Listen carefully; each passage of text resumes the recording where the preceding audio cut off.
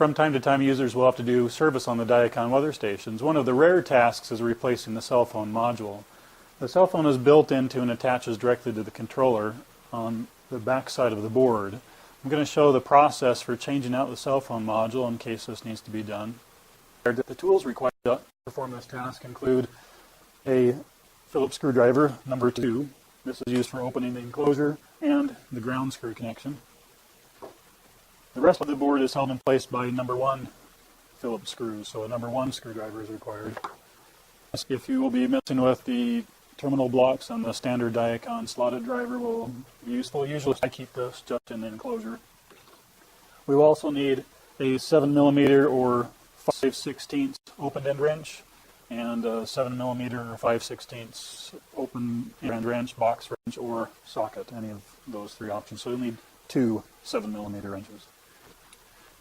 So the task includes removing the antenna, removing the ground screw, and removing 7 of the 4mm number 1 Phillips head screws. First, I'll remove any of the connectors, the sensors that are plugged in. In this case, I just have the battery plugged in, and remove that and set that aside.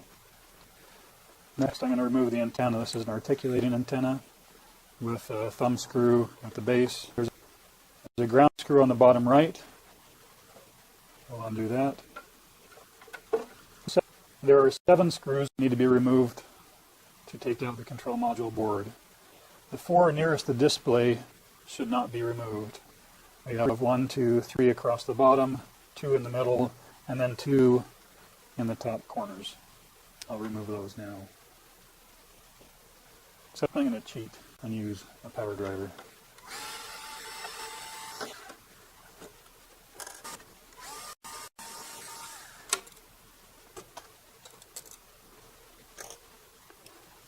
This is the back side of the control module circuit board. All of the active components are on this side of the board. As you're handling it and placing it on and working with the standoffs, it's important to not let the board hit the standoffs outside of a particular mounting points of the circuit board. This is also an electronic device, and it is electrostatic sensitive. When working with the board, be sure and contact the ground of the structure. So the antenna connector, any of the screws are attached to the circuit board ground. The USB connector is part of the ground system. So keep that in mind while handling the circuit board.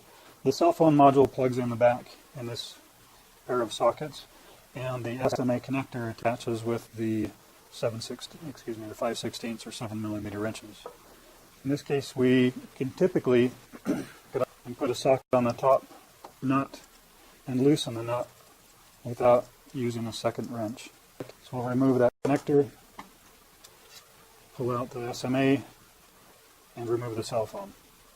The new cell phone will come in an ESD bag. So open the bag, remove the cell phone, and this part is important. The antenna cable should go near the bottom of the board, or closest to the antenna mounting hole. So those pins must line up 1 to 1 on both sides of the cell phone to the connector on the board. Press it in completely until it seats. Make sure there aren't any pins on either side of the connector body. Remove the nut and washer. Insert it in the mounting hole and place the nut and washer on the connector. Now this is the important part. The antenna cable here is very small diameter. It's meant just for short jumper connections, such as we're doing here. If you just tighten a nut, the connector body will spin and twist this very small coaxial cable. So it's important to place an open end wrench on the back side of the connector while tightening the front side of the connector so you don't twist the coaxial cable. Tighten up nice and snug, and then you're done with installing the cell phone. So next we'll be replacing the 7 screws.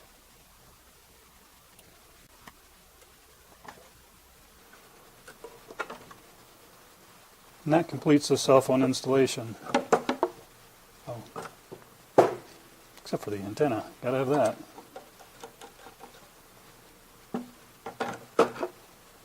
Repowering the device.